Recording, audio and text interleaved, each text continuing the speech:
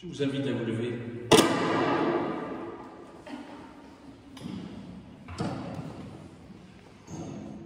Frères et sœurs, grâce, amour et paix nous sont donnés et renouvelés de la part de Dieu, notre Père, de Jésus-Christ, notre Seigneur et notre Sauveur, dans la communion du Saint-Esprit. Esprit Saint, sois de nôtre. C'est toi qui nous as invités aujourd'hui à célébrer le Seigneur en ce premier dimanche de l'année. Dimanche qui est aussi la fête de l'Épiphanie. Non seulement pour parler des fameux personnages qui ne sont pas rois, mais mages, mais plutôt sages, mais pour nous souvenir de quelle manière Dieu s'est manifesté et se manifeste à toutes les nations. Je vous invite à louer Dieu. Seigneur Dieu du ciel et de la terre, en cette nouvelle année, nous voulons écouter ce que tu ne te lasses pas de nous dire. Nous voulons te louer dans toute la mesure de nos pauvres moyens et nous t'implorons de nous donner ce que toi seul peux nous donner. Nous avons besoin de pardon pour tous ceux que nous avons mal fait tout au long de l'année passée. Nous avons besoin de lumière, entourés que nous sommes par d'épaisses ténèbres. Nous avons besoin d'un courage nouveau et des forces neuves pour parvenir au but que tu nous as fixé. Nous avons besoin d'une foi plus grande dans tes promesses, d'une espérance plus grande dans ta grâce, d'un amour plus ardent pour toi et pour notre prochain. Voilà, Seigneur, nos souhaits pour la nouvelle année, et toi seul peux les exaucer. Sois donc au milieu de nous, montre-nous que tu es tout près de chacun de nous. Accueille nos prières. Tu peux les exaucer bien mieux que nous ne l'imaginons. Et pour tous les êtres humains qui sans toi ne savent que faire, sois le Dieu fidèle, nous t'en prions Seigneur, toi qui as été fidèle, qui l'est et qui le sera pour le monde entier. Gloire à toi Seigneur. Amen. Et après avoir loué le Seigneur avec cette prière de louange qui n'est composée par rien d'autre que par le théologien Karl Barth lui-même, je vous invite à continuer notre louange en chantant le cantique 21-08. C'est toi Seigneur qui nous unis.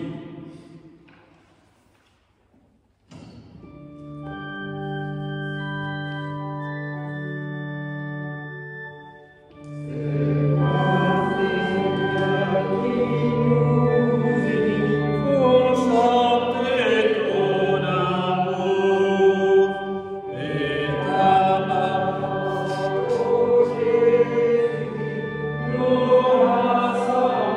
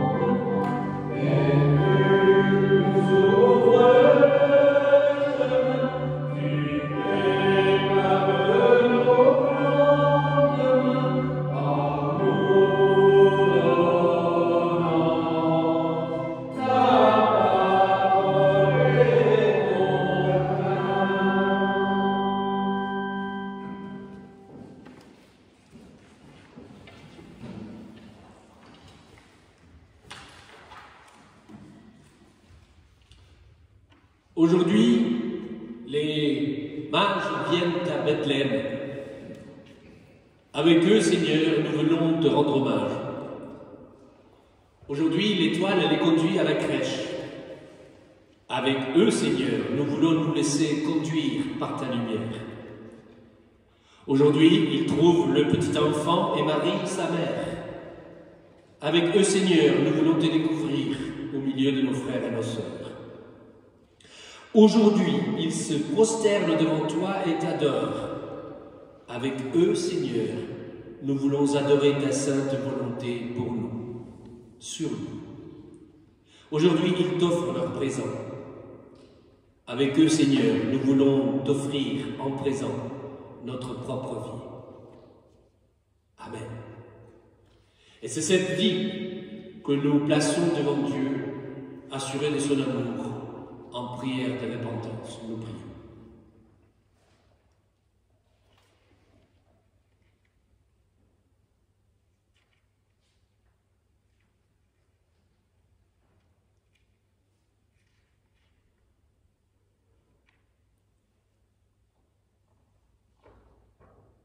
Seigneur, pardonne-nous de croire et d'agir comme si tu n'existais pas, comme si nous n'avions pas besoin de toi.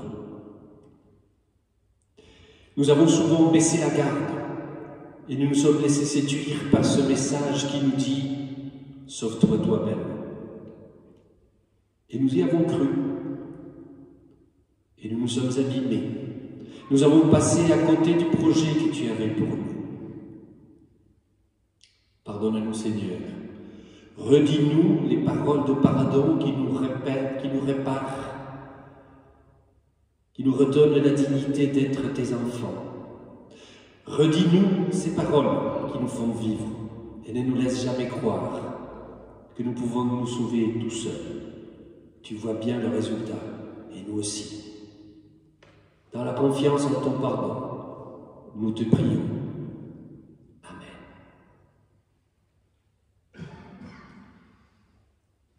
Le Seigneur ne cesse de nous le dire. Tu peux vivre de mon pardon. Tu vis déjà de ma grâce. Crois-le. Vis-le. Sois-en témoin pour le monde. Que la paix de Dieu, la seule véritable, habite nos cœurs et qu'elle puisse irriguer toute notre vie et celle des autres que nous côtoyons jour après jour. Que cela puisse se faire réalité, véritablement, dans nos vies. Je vous invite à chanter notre reconnaissance. Normalement, le psaume du jour était le psaume 72, mais notre cher organiste nous fait savoir que nous ne le connaissons pas. Donc je dis, on va couper la poire et les psaumes en deux. Donc du 72, on est passé au 36. Vous voyez? Tout est bien qui finit bien. Je vous invite à nous lever et à chanter le psaume 36. Ô Seigneur, ta fidélité.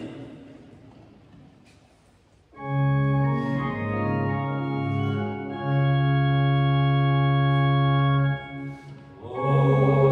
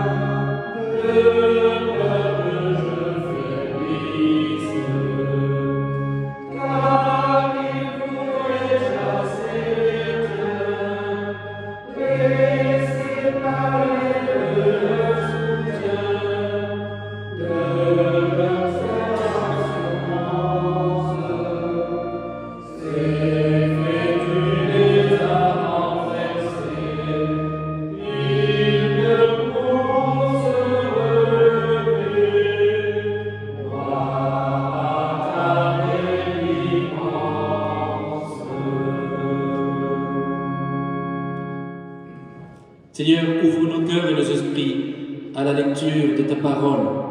Ouvre nos cœurs et nos esprits à la lecture de ton évangile. Ouvre nos cœurs et nos esprits à la présence de notre prochain. C'est au nom de Jésus que nous te prions. Amen. Je vous invite à vous asseoir. Pardon, j'ai oublié.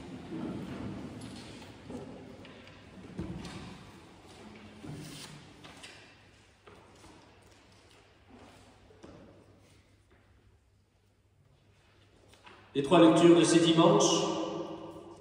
La première, donc, se trouve chez le prophète Ésaïe.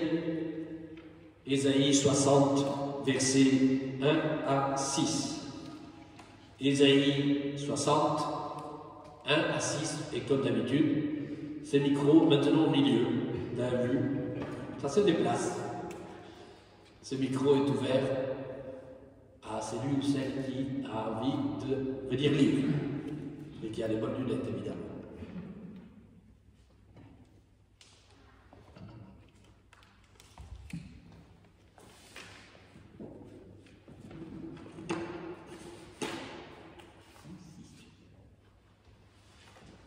Debout, Jérusalem, brille avec éclat.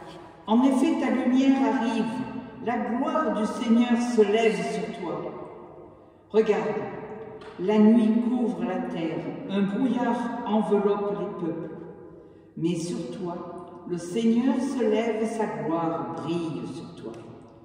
Les autres peuples marchent vers ta lumière et les rois se dirigent vers la clarté qui s'est levée sur toi.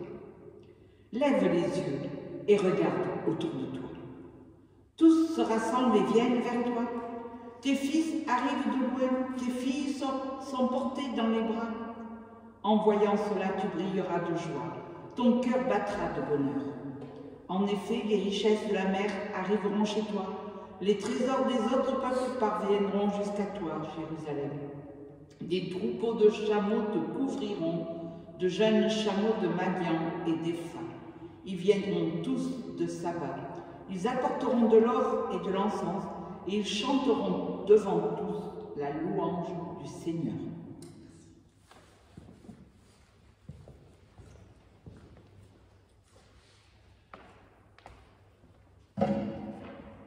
Deuxième lecture, celle de l'apôtre Paul dans sa lettre aux Éphésiens,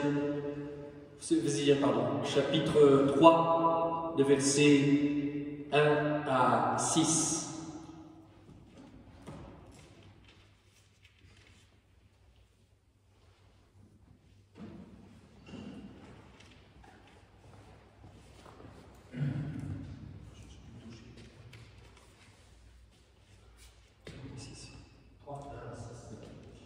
Moi, Paul, je suis prisonnier du Christ Jésus.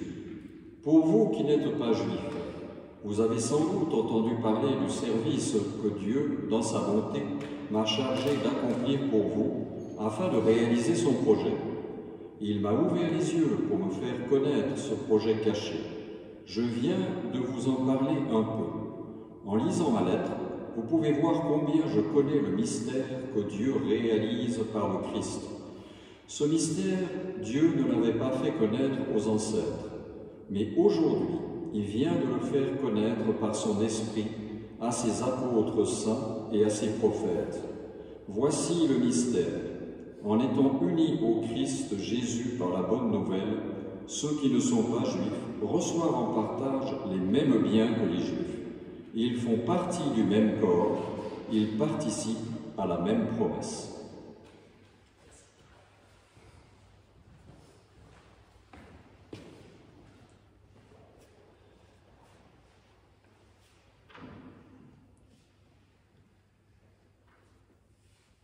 L'évangile de ce matin se trouve dans le chapitre 2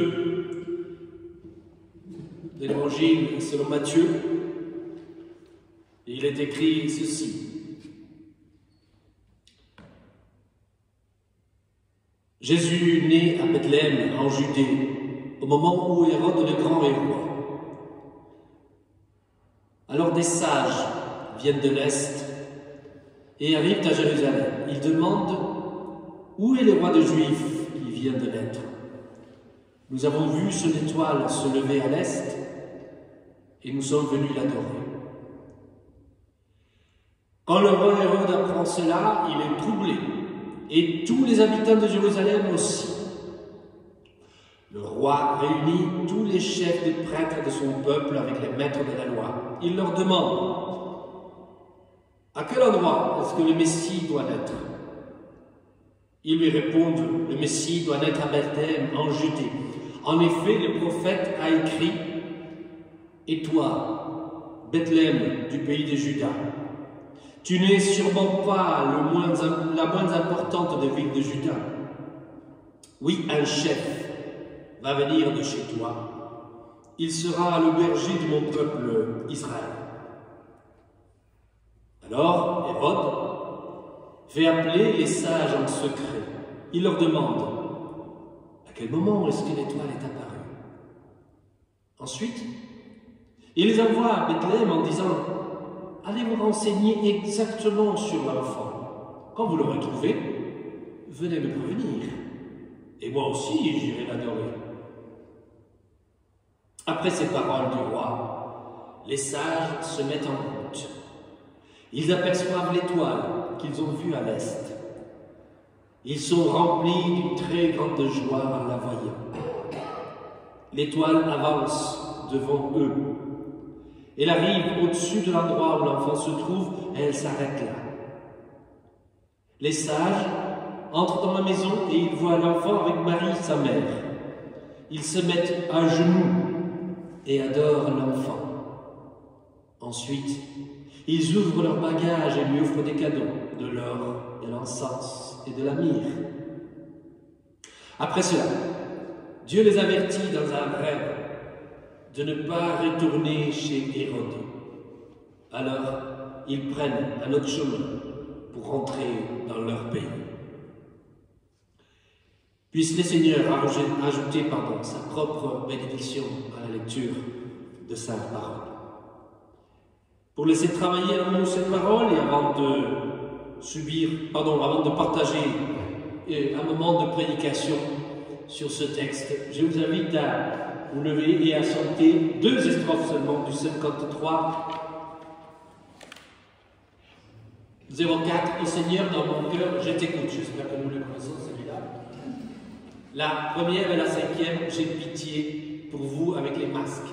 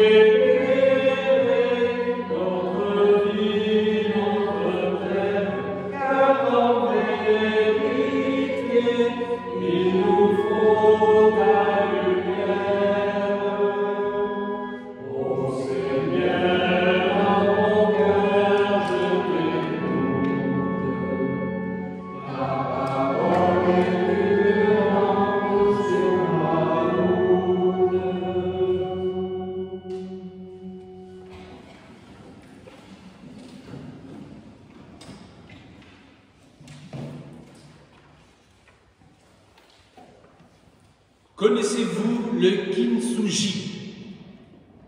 Ça vous dit rien. Je regarde même les artistes de la paroisse, qui sont nombreux, ils me regardent d'un air de « non, je ne connais pas ». Eh bien, vous avez des photos sous les yeux. des photos que je vous ai distribuées. Et on peut la partager avec ceux qui sont arrivés après. Je vous lis la définition que j'ai trouvée simplement sur le Wikipédia. Kintsugi, qui veut dire littéralement jointure en or, ou kintsukuroi, réparation en or. Et c'est une méthode japonaise de réparation des porcelaines et des céramiques brisées au moyen de lacs saupoudrés de poudre d'or.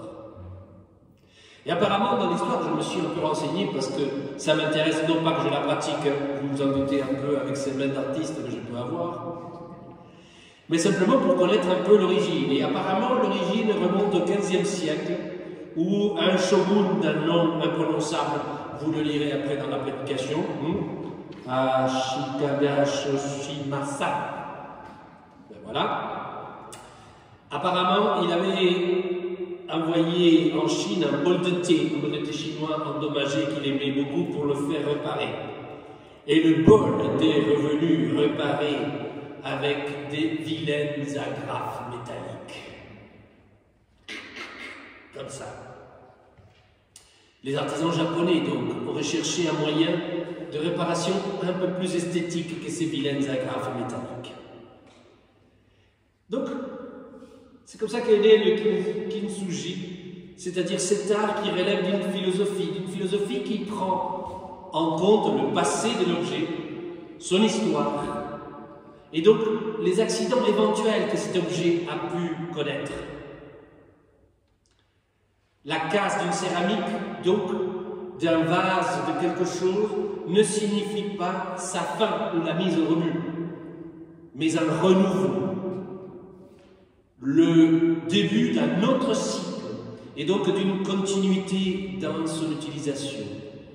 Il ne s'agit donc pas de cacher les réparations, il ne s'agit pas donc de cacher les fissures de cet objet, mais au contraire de les mettre en valeur, de les mettre en avant.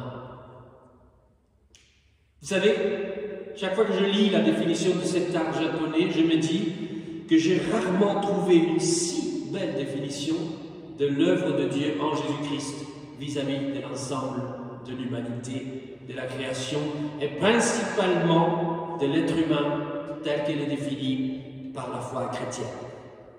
Cette céramique cassée et réparée avec de l'or de telle manière qu'elle augmente sa valeur, mais c'est justement, c'est toute la définition de l'être humain pécheur, brisé en lui et brisé dans sa relation avec son Dieu, avec la création, avec son prochain, et qui, en Jésus-Christ, est racheté, reparé par la grâce que Dieu manifeste en lui, acquérant ainsi, par ce même acte, encore plus de valeur en tant que création de Dieu.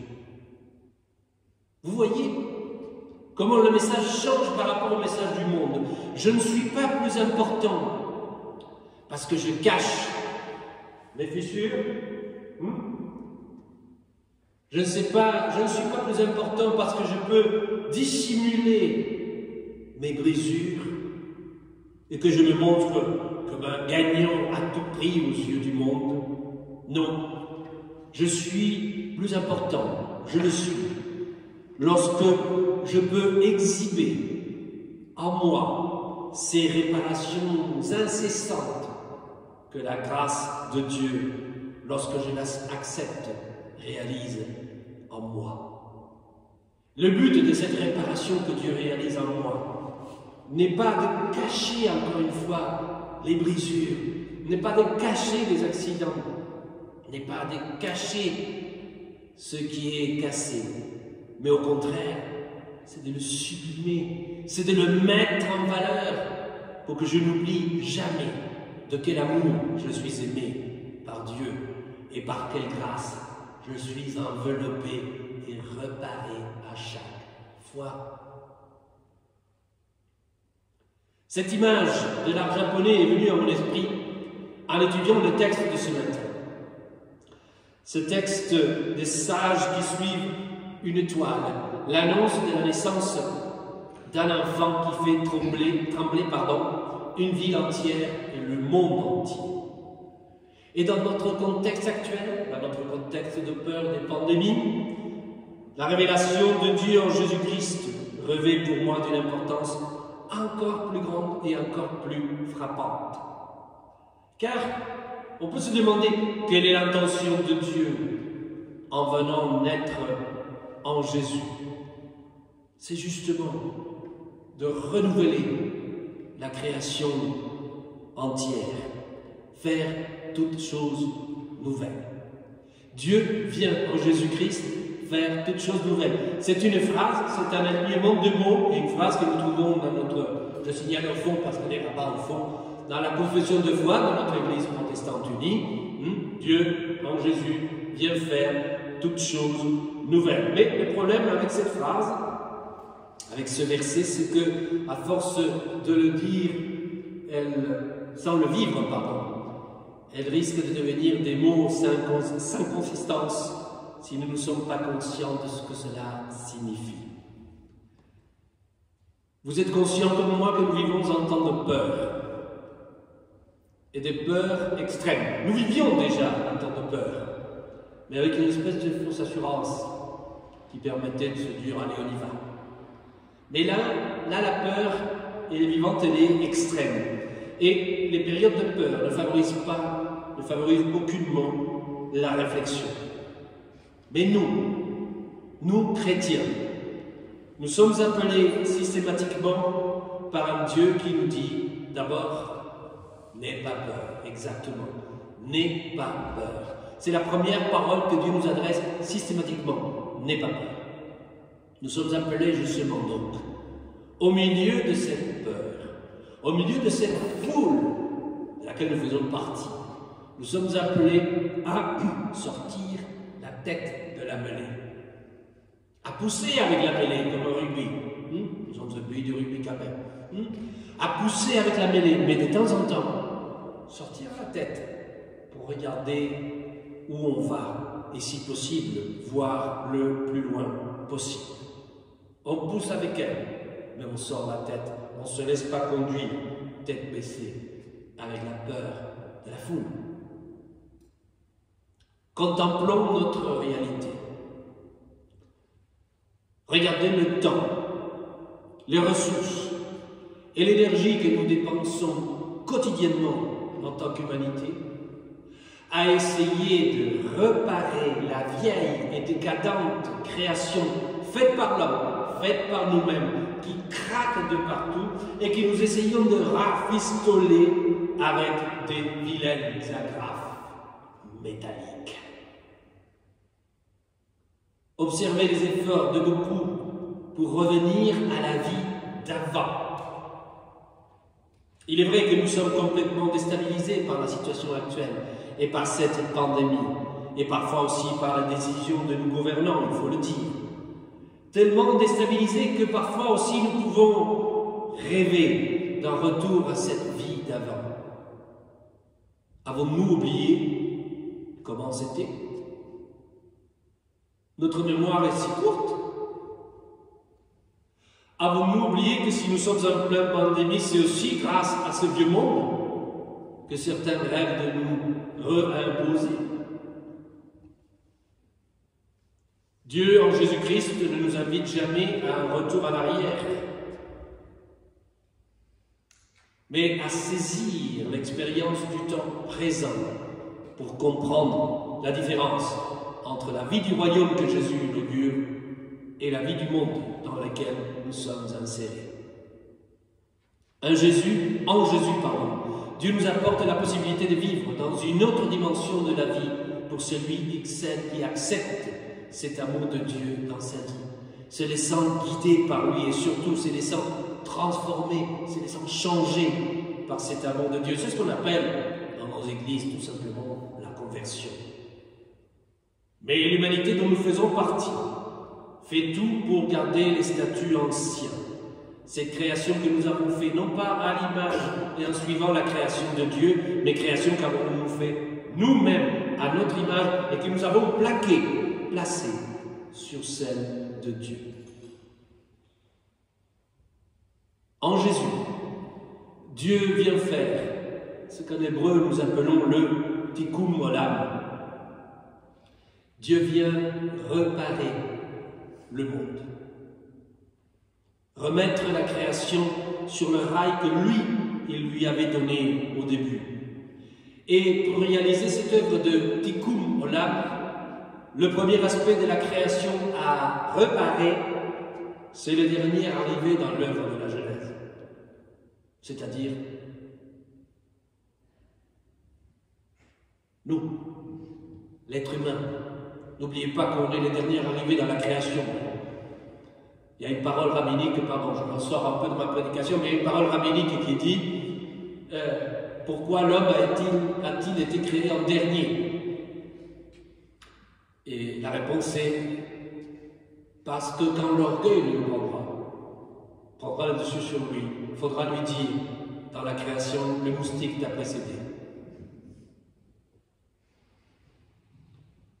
Le premier aspect de la création à réparer, c'est justement nous, l'être humain. Nous pouvons nous laisser réparer par lui, mais le laisserons-nous? Laisserons-nous Dieu passer de l'or sur nos brisures, sur nos vases brisés? Ou peut-être ferons-nous comme Hérode et comme les gens du temple? Vous avez remarqué dans le texte de Matthieu, la réaction, elle est très évidente. Ils sont troublés à l'annonce. Le texte de Matthieu nous dit qu'ils sont troublés à l'annonce de cette naissance et de son sens. Et quand Hérode est troublé, Jérusalem aussi. Pour une raison toute simple, ils le connaissent. Et si bien Hérode est connu pour être un grand bâtisseur, il a bâti énormément de choses dans cette ville de Jérusalem, il est aussi connu par être un assassin terrible.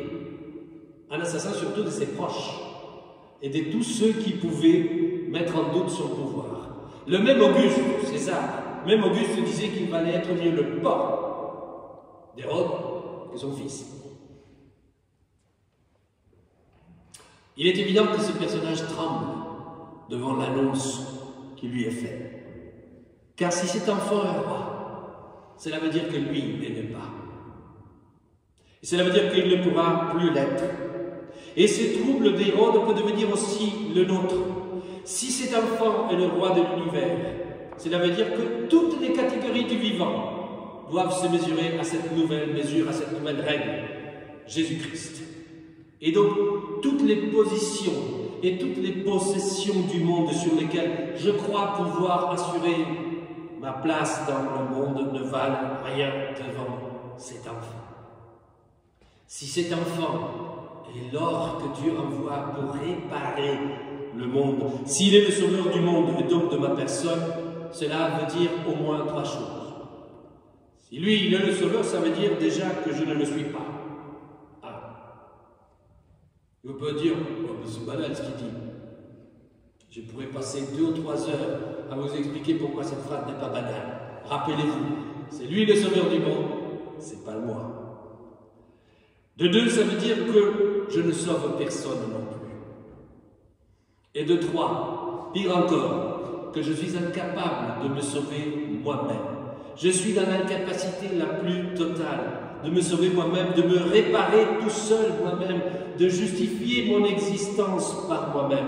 Si cet enfant est l'intention de Dieu pour l'humanité, alors donc il va falloir que je laisse tomber un tas de choses auxquelles je tiens et qui me semblent d'une grande valeur, alors qu'il n'en a aucune. Ces sages d'Orient sonnent le début d'un tremblement dans le monde avec une simple question. Vous rendez-vous compte de la simple question qui provoque un tel bouleversement? Où est l'enfant qui devait naître? À partir de cette simple question, panique à mort. Panique la plus totale. Qui sont les premiers concernés dans le texte? Les puissants. Et c'est la dure jusqu'à aujourd'hui. Regardez ceux qui s'inquiètent immédiatement de cette annonce. Hérode, les gens du temple. Ceux et celles qui ne veulent surtout pas que la création soit réparée avec de l'or. Ceux qui cherchent à ce que tout reste dans l'état actuel des choses. Ceux qui cherchent à rafistoler encore une fois cette mauvaise création de l'homme avec des vilaines agrafes métalliques pour essayer de combler les fuites de ce système qui craque de partout. Que rien ne vienne perturber leur création, la leur. Cet ordre d'injustice et d'inégalité, de violence et d'égoïsme. Cet ordre où, curieusement, ce sont eux qui ont un statut privilégié. Ce n'est pas un enfant qui est né, et même si c'est Dieu lui-même qui est à la manœuvre, qui va venir bouleverser l'ordre qu'en son nom même nous nous sommes donnés. Et tant pis si cet ordre que nous nous sommes donnés est plus une offense et une trahison qu'un témoignage de la fidélité à Dieu. Les amis, cet ordre est celui du monde dans lequel nous vivons. Cet ordre non seulement se refuse à se laisser réparer par Dieu, mais il voudrait revenir à un état intérieur comme si rien n'était passé, comme si c'était un état édénique quelque part. Le spectacle est affligeant. Et la question demeure pour nous, chrétiens, que pouvons-nous faire? Ça y est, j'ai fini la prédication là, comme ça, vous vous endormez pas plus. Non? Non. Que pouvons-nous faire? Il y a une chose qui est évidente, c'est que cet ordre craque partout. Il craque tout simplement, non pas par l'action des hommes, mais parce que la brèche a été faite. Elle a été faite en Jésus-Christ. Avec sa venue. Du moment où une seule personne, puis deux, puis trois, se mettent à le suivre, se laissant transformer et modeler par lui, se laissant réparer constamment par l'œuvre, c'est-à-dire par Dieu en Jésus-Christ, la réparation de la création est lancée et il est inarrêtable. Non pas parce que nous y soyons dedans, mais parce que c'est toujours Dieu qui est à l'œuvre. Alors, notre rôle en tant que chrétien est de l'ordre du témoignage, et du témoignage par l'exemple. Alors l'exemple, non pas dans l'idée de l'exemple que le monde aujourd'hui proclame. Vous savez, cette idée d'exemple qui veut dire irréprochable. Donc il suffit qu'on trouve le moindre truc pour dire « Ah » et on écarte. Non, nous ne sommes pas irréprochables et nous ne le serons jamais. Il y aura toujours une fissure qui aura besoin de l'ordre de Dieu. Et Dieu merci d'ailleurs pour cela. Mais exemplaires, comme des gens, justement, qui se laissent réparer par Dieu, pour aller avec lui, réparer l'humanité et le monde, doucement et pas à pas, dans une démarche qui ne s'arrête jamais. Voilà donc que cette naissance est une invitation, une fois encore, à devenir témoin dans le monde. Dieu nous invite à nous mettre en route comme ces sages, à nous incliner devant lui, humblement, à laisser que l'ordre de Dieu répare nos existences et à nous joindre à lui dans son effort de réparer sa création. Mais cela implique des changements. Les premiers concernés par leur démarche des sages d'Orient dans le texte et qui n'hésiteront pas à nous faire taire seront ceux et celles qui ont un quelconque pouvoir dans cette autre création détournée et qui bénéficient d'elle. Ce sont ceux qui n'ont pas envie que quelque chose change et dans leur vie. Mais dans cette entreprise, attention Église,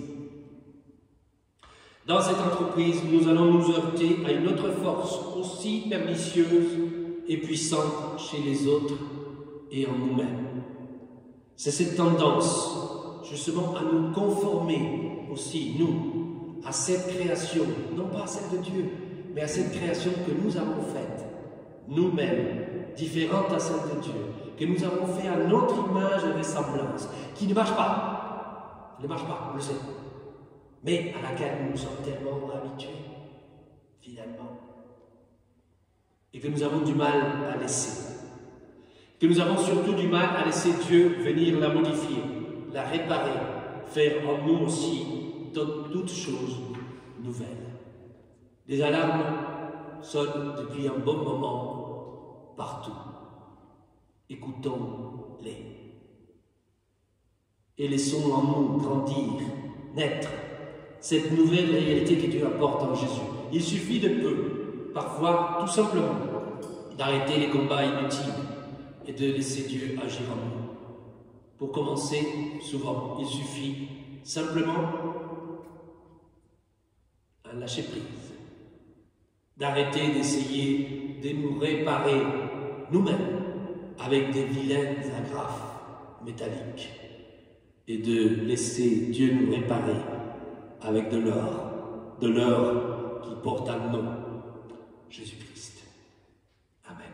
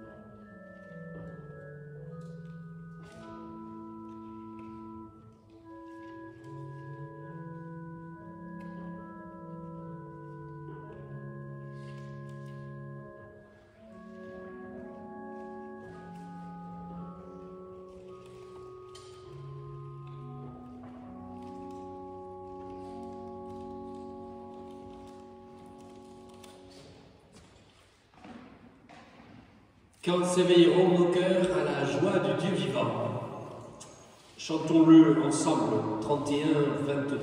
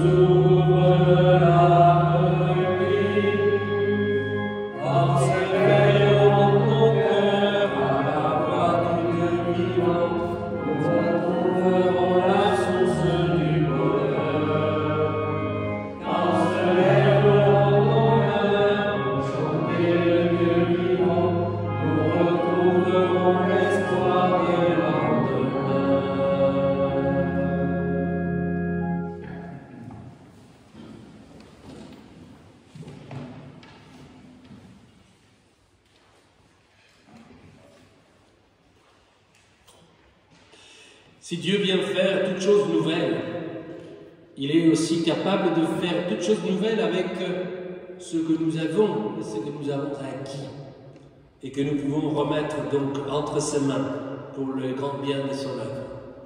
Vous avez compris, c'est le moment de l'offrande.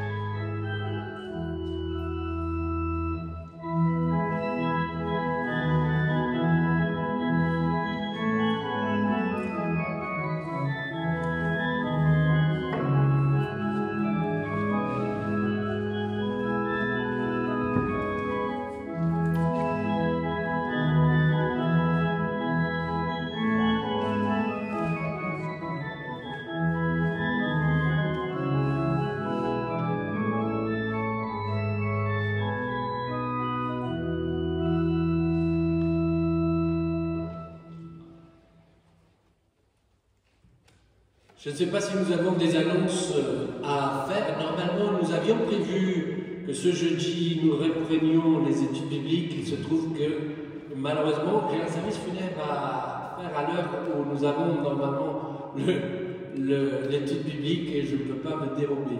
Donc, c'est pas grave, nous essayerons de nous organiser pour la prochaine fois, pour le 21.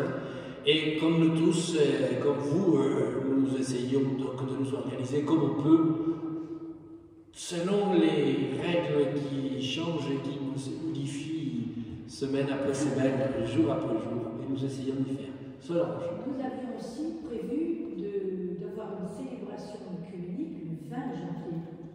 Oui, sur ça, c'est toutes nos célébrations de la semaine de l'unité pour l'instant sont en suspens. Parce qu'on ne sait pas dans quelles conditions. On en a une aussi à Aubagne le lendemain de celle qu'on fait ici.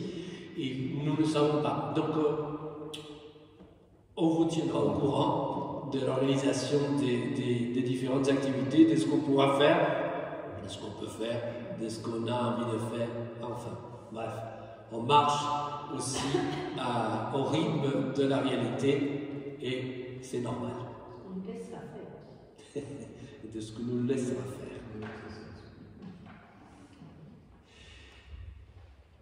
Nous portons dans la prière aujourd'hui aussi tous nos paroissiens qui sont éloignés et que j'ai pu avoir au téléphone, faute de pouvoir leur rendre visite, mais qui sont avec nous et qui pensent très fort à nous en ce moment même, sont en communion avec nous, ceux qui sont en convalescence et que nous portons dans la prière, et aussi ceux qui portent, ceux qui sont en convalescence, que nous portons dans la prière aussi. Nous prions.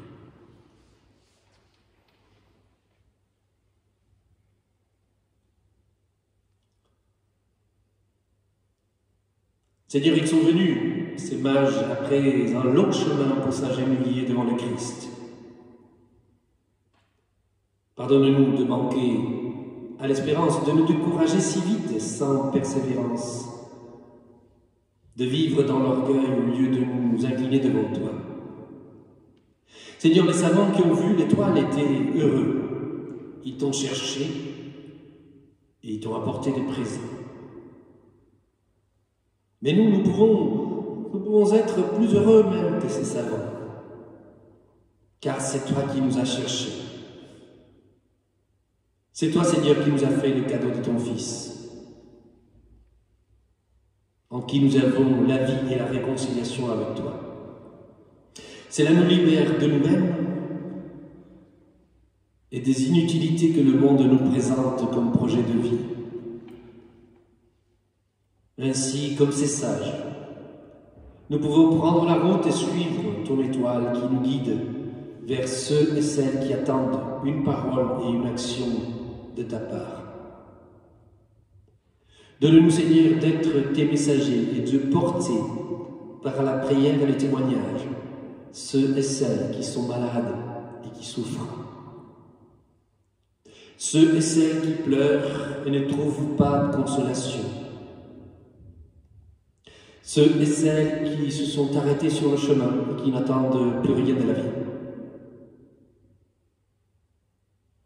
Fais, Seigneur, que nous nous laissions porter par ton souffle et que nous apportions ta lumière dans chaque coin où les ténèbres sont présents, en nous et pour les autres. Confiants en ta présence et en ton amour, nous te disons tous ensemble: Notre Père, qui es aux cieux, que ton nom soit sanctifié, que ton règne vienne, que ta volonté soit faite sur la terre comme au ciel. Donne-nous aujourd'hui notre pain de ce jour. Pardonnez-nous nos offenses, comme nous pardonnons aussi à ceux qui nous ont offensés. Et ne nous laisse pas entrer en tentation, mais délivre-nous du mal. Car c'est à toi qu'appartiennent le règne, la puissance et la gloire, au siècle des siècles. Amen.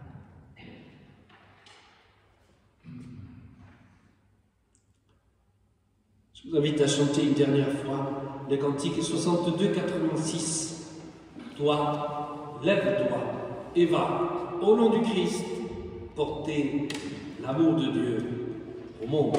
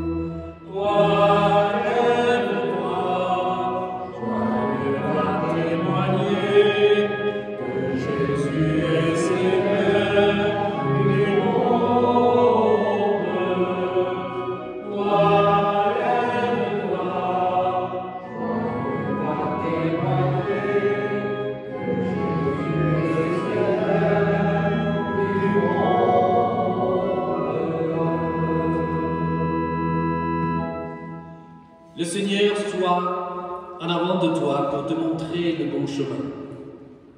Le Seigneur soit à côté de toi pour te serrer dans ses bras et te protéger.